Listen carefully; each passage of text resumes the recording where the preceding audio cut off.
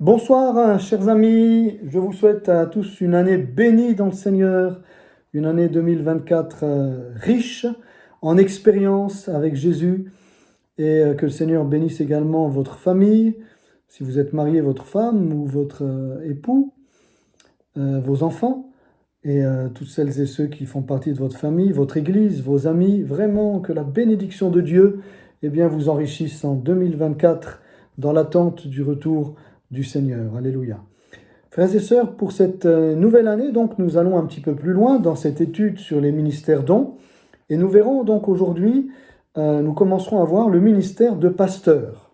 Le ministère de pasteur. Alors, nous allons relire la liste des ministères qu'établit donc l'apôtre Paul dans l'Épître aux Éphésiens, chapitre 4, à partir du verset 11. Et Dieu a donné les uns comme apôtres, les autres comme prophètes, les autres comme évangélistes, les autres comme pasteurs et docteurs pour le perfectionnement des saints, en vue de l'œuvre du ministère et de l'édification du corps de Christ. Amen. Voilà, donc maintenant les pasteurs. Alors ici le mot pasteur, c'est le mot poimen en grec. Bon. Et ce mot donc veut dire pasteur, berger, guide, voilà, celui qui nourrit, celui qui garde, qui protège, celui qui, donc on a dit qui guide, qui dirige les hommes, celui qui préside également une assemblée. Il a aussi le rôle un peu de manager, de directeur dans une assemblée. Donc on voit que c'est un ministère, et c'est la première chose que je veux dire ici, c'est un ministère qui est polyvalent. Pas tous les ministères le sont, bien sûr l'apôtre, mais le prophète n'aura pas, par exemple, cette caractéristique d'être polyvalent. C'est un ministère assez complet, je dirais, le ministère de pasteur. L'évangéliste non plus n'est pas un ministère polyvalent, et non plus le docteur. Mais le pasteur, comme nous allons le voir, doit être polyvalent. Parce que, le Seigneur a besoin que dans les assemblées locales, n'est-ce pas, il y ait donc des hommes appelés de Dieu qui puissent diriger un conseil, diriger si vous voulez, des hommes et des femmes anciens, et puis les femmes d'anciens, les diacres, avec les femmes de diacres, et puis diriger ce conseil, le superviser, pour leur permettre de s'épanouir, n'est-ce pas, et de servir le Seigneur dans l'église locale à laquelle le Seigneur les a appelés. Donc c'est un ministère, je le répète, vraiment polyvalent, et il doit donc faire preuve de multiples dons pour pouvoir être à même d'exercer son ministère, des dons bien sûr que le Seigneur lui a conférés. Et ces dons-là donc sont des dons tellement précieux qui lui permettront à la fois de nourrir le peuple avec, je dirais, efficacité, voilà, de nourrir le peuple selon les besoins du troupeau, de le guider également, vraiment d'être pour le peuple se guide dans le sens que on sait où on va avec un pasteur appelé par Dieu. Ça part pas dans tous les sens. Il a une direction, il a une pensée de Dieu. Il est conduit par le Seigneur pour guider les brebis au bon port. Voilà.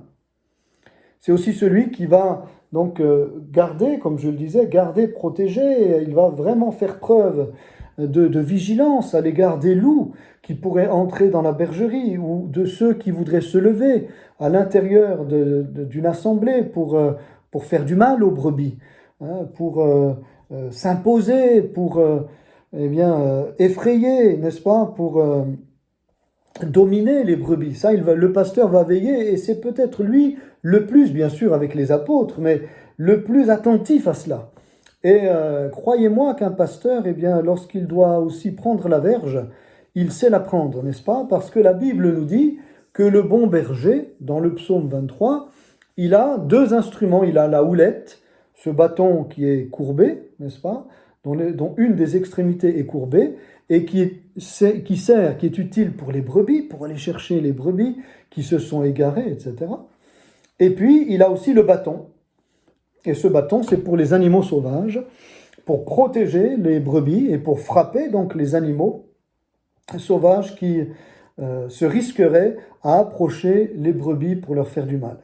Donc le pasteur n'est pas, contrairement à ce que l'on a parfois pensé, eh bien quelqu'un qui est très très gentil, avec un caractère simplement très très affable, qui n'ose pas s'affirmer, etc. Ça n'a rien de tout cela, un pasteur.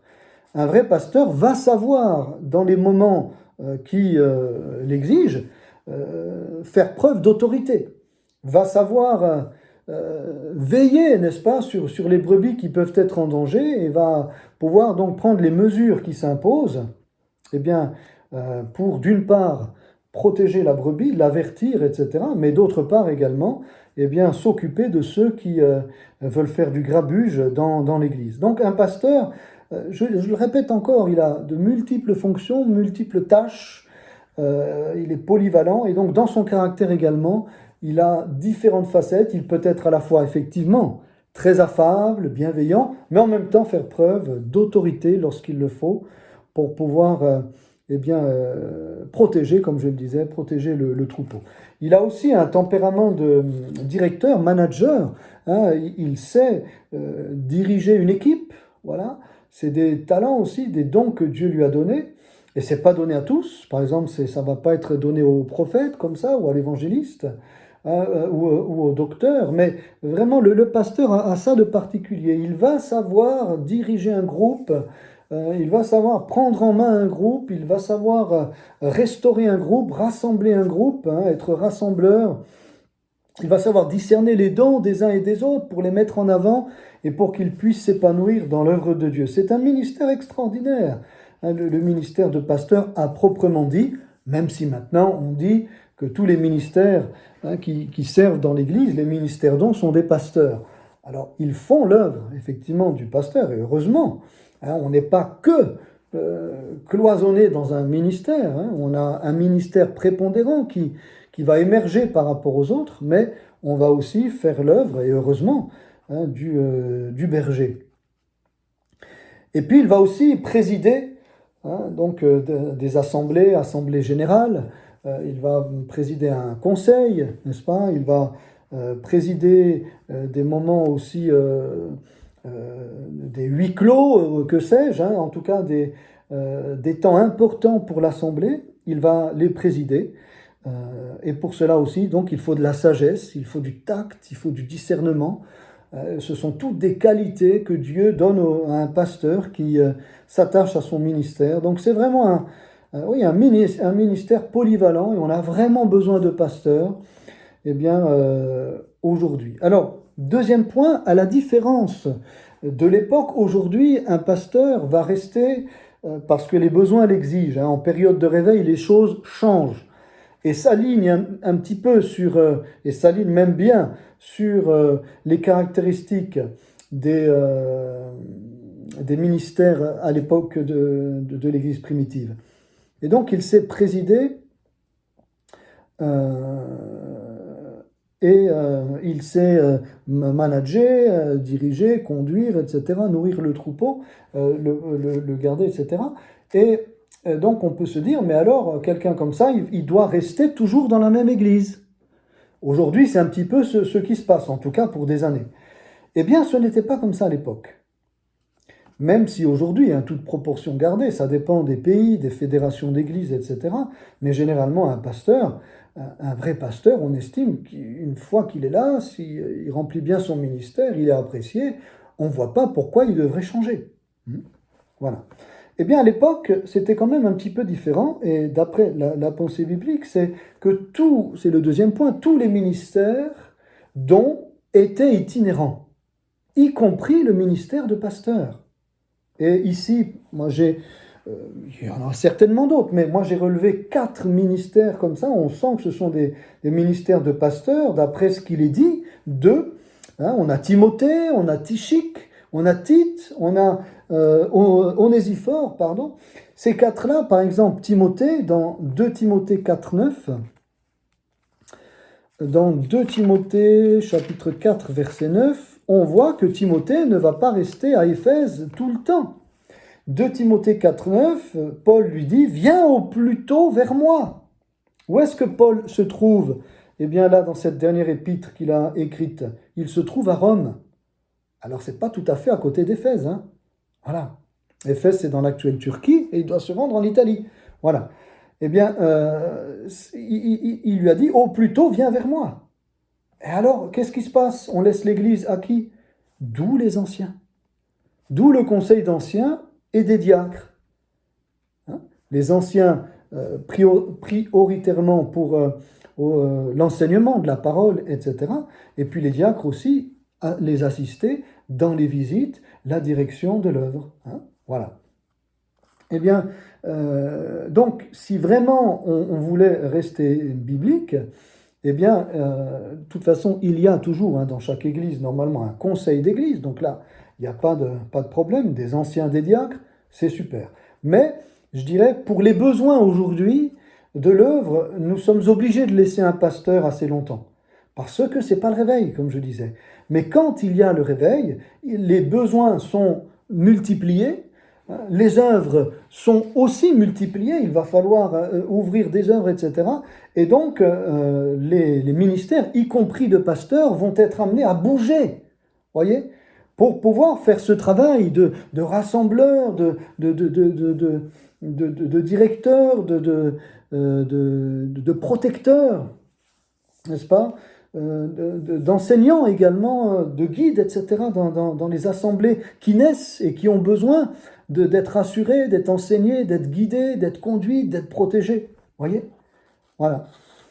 Et donc, même si l'apôtre le fait, je dirais, il aura encore une autre facette. L'apôtre, lui, il est aussi, bien sûr, polyvalent, mais le pasteur va être beaucoup plus perspicace dans ces tâches-là.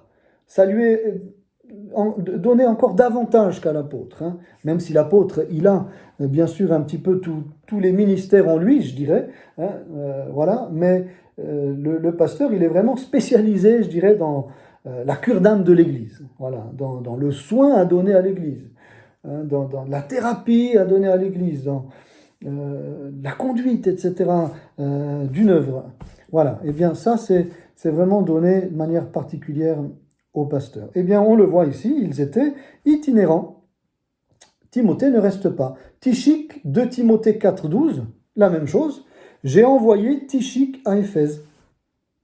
Voilà, j'ai envoyé Tychik. Tychik était à Rome, hein, puisque là, Paul se trouve à Rome, dans les dernières années là, il est dans les derniers moments de sa vie. Hein. C'est durant les dernières années de la vie aussi de l'empereur Néron.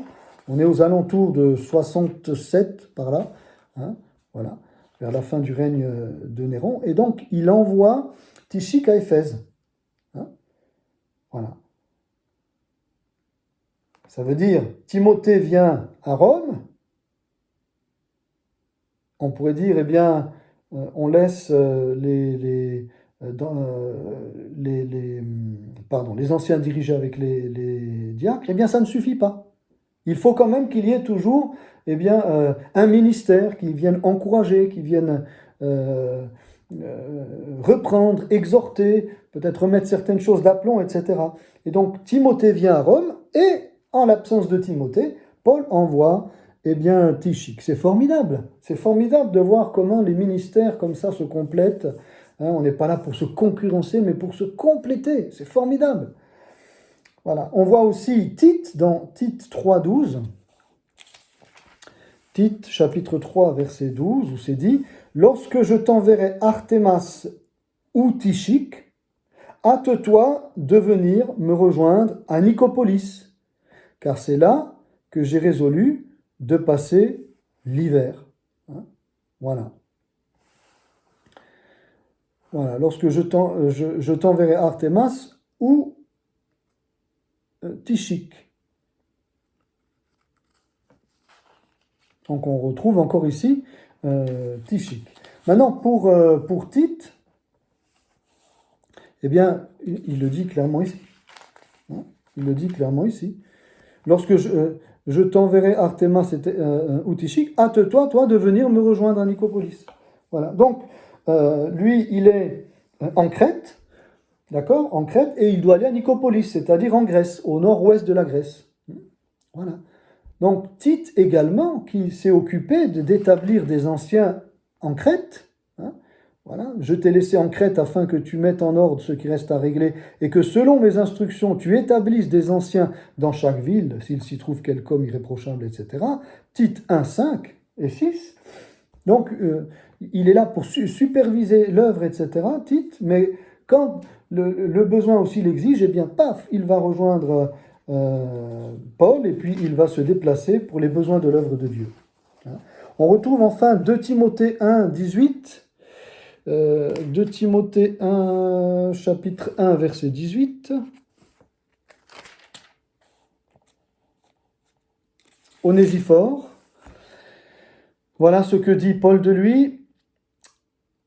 Tu sais que tous ceux qui sont en Asie, au verset 15, 2 Timothée 1, 15, tu sais que tous ceux qui sont en Asie m'ont abandonné, entre autres Phygèle et Hermogène, que le Seigneur répande sa miséricorde sur la maison d'Onésiphore, car il m'a souvent consolé et il n'a pas eu honte de mes chaînes. Au contraire, lorsqu'il est venu à Rome, il m'a cherché avec beaucoup d'empressement et il m'a trouvé.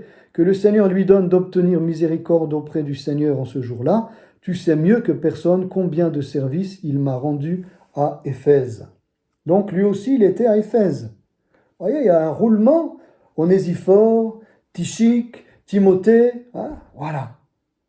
Alors on peut dire ils étaient comme des pasteurs stagiaires et puis de véritables pasteurs hein, qui étaient à la disposition aussi de l'apôtre pour le besoin des églises et pour le besoin aussi des serviteurs de Dieu. Donc lui aussi, eh bien, il va, Onésiphore, où il était apparemment à Éphèse, il est venu jusqu'à Rome. Donc il ne reste pas non plus. Donc je vous ai donné que quelques cas comme ça, il y en a aussi, certainement d'autres et tout, mais là je vous ai donné quelques cas, Timothée, n'est-ce pas, Tychik, Tite, Onésiphore, ça devait être des pasteurs. Hein. Alors, ce travail d'itinérance était important parce que les anciens et les diacres sont là dans leur fonction pour aussi apporter la parole, faire des visites, etc. Mais il y a toujours besoin, on le voit dans ce roulement, hein, Onésiphore, Tychik, Tite, Timothée, il y a toujours besoin d'un ministère qui supervise cela. Hein. Voilà, Paul a dit à Tite, tu établiras des anciens en Crète, hein, Tite lui-même, voilà. Donc il a une certaine autorité, ce pasteur, ce discernement, etc., pour discerner les appels et puis, bien sûr, après les soumettre aussi à l'Assemblée. Hein, à l'Assemblée. Mais il y a déjà ce discernement de la part du pasteur pour savoir qu'un tel, une telle a reçu cet appel de la part du Seigneur. Et puis après, bien sûr, eh bien, l'Assemblée aussi est là pour se prononcer, mais sans le discernement des bergers, des ministères, eh bien, ça serait, encore une fois, le désordre. Hein. Donc, on voit vraiment que ces pasteurs sont vraiment utiles dans l'œuvre de Dieu. Et puis pour aujourd'hui, je voudrais juste encore dire une chose sur ce ministère. Donc, on a nommé plusieurs tâches, plusieurs fonctions qui sont les siennes. Hein. Et la première des fonctions du pasteur, contrairement peut-être à ce qu'on pourrait penser, ce n'est pas de protéger, de garder le troupeau. Ça fait partie. Hein. On a dit, il y a, eh bien, on va le voir, nourrir le troupeau, enseigner le troupeau, effectivement, protéger le troupeau, mais donc diriger, hein. Enseigner, diriger le troupeau, le conduire, le guider, le protéger, et puis présider aux différentes assemblées. Hein. En gros, je dirais. Hein. Et donc, dans tout cela, il y a l'œuvre de la recommandation, l'œuvre de reprendre quand il faut, l'œuvre d'exhorter, l'œuvre de rappeler certaines choses, certains principes, l'ordre également de maintenir la discipline dans l'Église, etc. Vous voyez, ça aussi, c'est le rôle du pasteur, de veiller aussi à cela, à l'interne.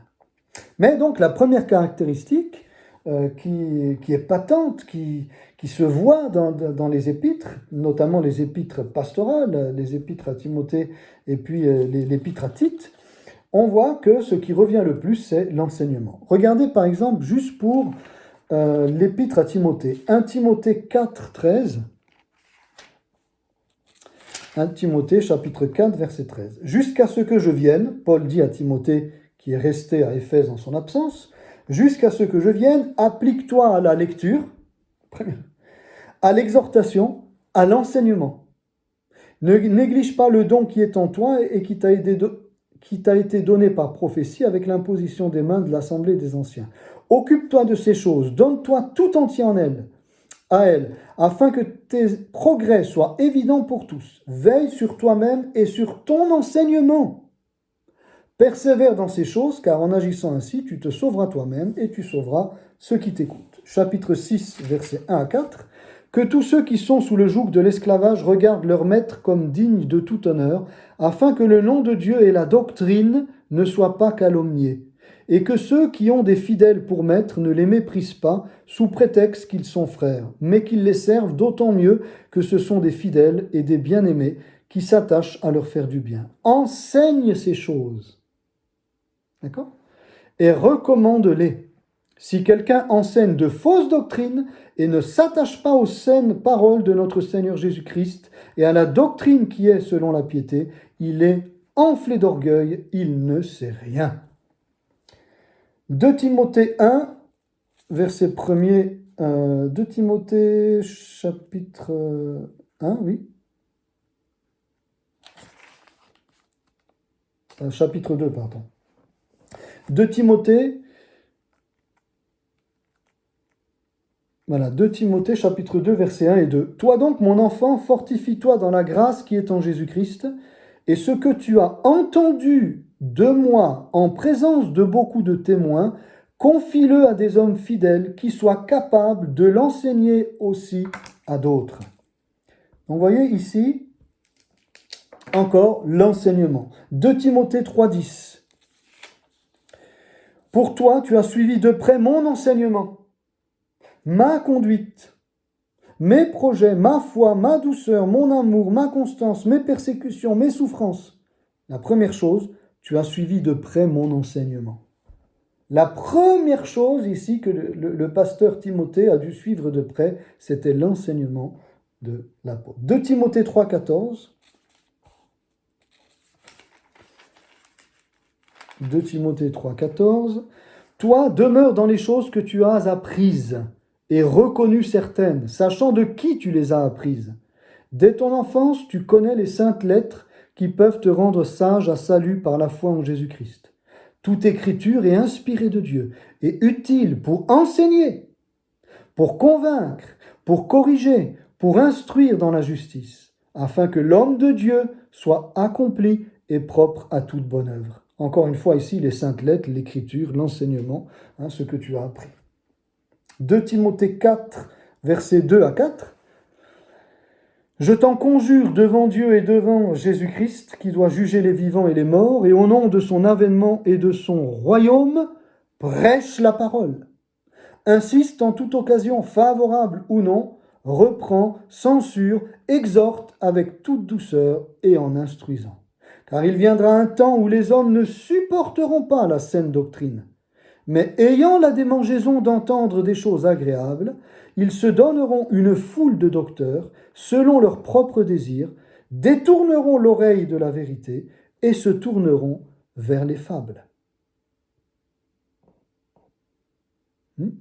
Donc encore une fois ici, la première chose qu'il lui dit, prêche la parole, parce que la saine doctrine sera attaquée. Donc le pasteur doit être un homme d'étude, un homme qui s'attache à la parole, un homme qui n'a pas à rougir de la manière dont il dispense l'enseignement au troupeau que Dieu lui a confié. Tite, chapitre 2, verset 1, il y en aurait d'autres de passages, mais je ne veux pas non plus alourdir, je dirais, le message avec toutes sortes de passages. J'en cite encore un, Tite, chapitre 2, verset 1. Hein, donc, il est dit ici, « Pour toi, dis les choses qui sont conformes à la saine doctrine. » Voilà. Après avoir établi des anciens, etc., la première chose, dit enseigne, dit que les vieillards, etc., dit que les femmes âgées, etc., hein, exhorte de même les jeunes gens, etc. Dit donc, ce qui est conforme à la saine doctrine, si on doit le dire à l'assemblée, le dire aux vieillards, le dire aux personnes âgées, n'est-ce pas, le dire aux jeunes, etc., ben, c'est qu'il faut connaître la saine doctrine. Donc il faut plonger ses regards, son cœur, son attention, ses forces, etc. dans les Saintes Écritures pour pouvoir dispenser les enseignements, les exhortations qui résulteront de l'étude de la parole de Dieu. Donc on retrouve cela comme caractéristique essentielle, je dirais, du ministère du pasteur. Nous verrons d'autres caractéristiques, Dieu voulant, la semaine prochaine. Mais je voulais vous dire cela. Donc je résume. Le pasteur, d'ailleurs le mot pasteur, poimen, du verbe poimaino en grec, qui veut dire diriger, conduire, nourrir, protéger, garder, présider, guider. Hein, voilà, ça veut dire tout ça, ce verbe.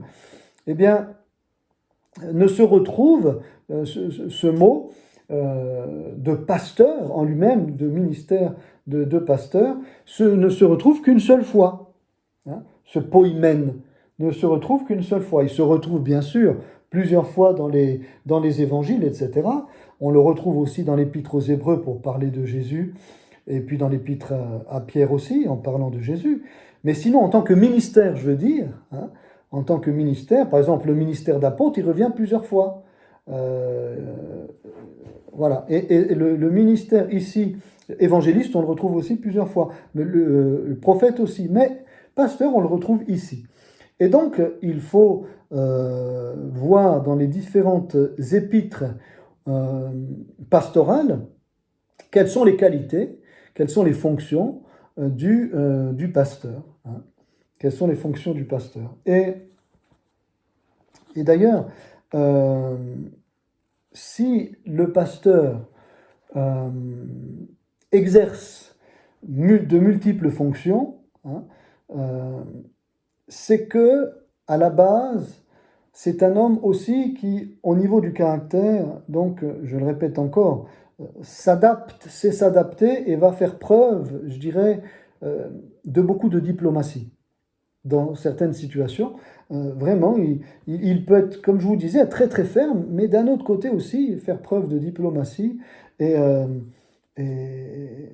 va favoriser, je dirais, l'entente dans l'Église, le développement, la paix, la marche dans l'esprit dans l'Église, parce que justement le Seigneur lui a donné cette capacité de pouvoir réconcilier, je dirais, les extrêmes aussi parfois, en tout cas les amener à travailler ensemble dans l'unité et l'avancement du royaume de Dieu, dans la paix de l'esprit. Hein. Voilà, donc ce ministère polyvalent est vraiment un ministère béni. Nous devons prier pour que Dieu donne des pasteurs. Et puis nous devons aussi savoir que un bon pasteur donc enseigne bien, donne un bon enseignement complet.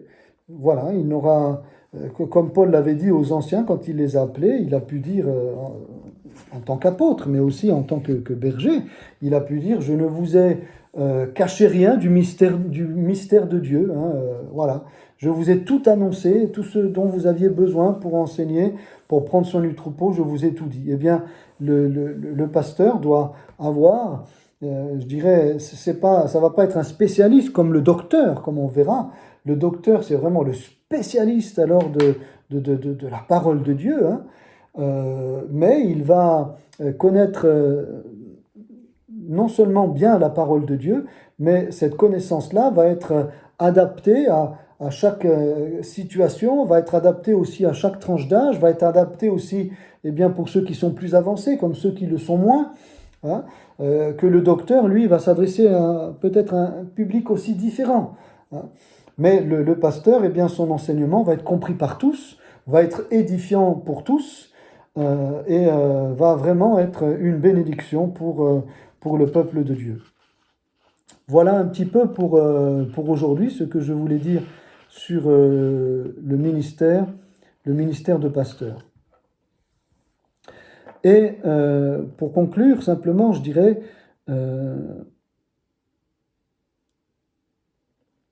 c'est un ministère qui a besoin, je dirais, de trouver dans l'Église où le Seigneur l'envoie, ou le place aussi, a besoin de trouver des hommes et des femmes qui veulent travailler pour l'œuvre de Dieu. Parce que tout seul, il ne peut rien faire.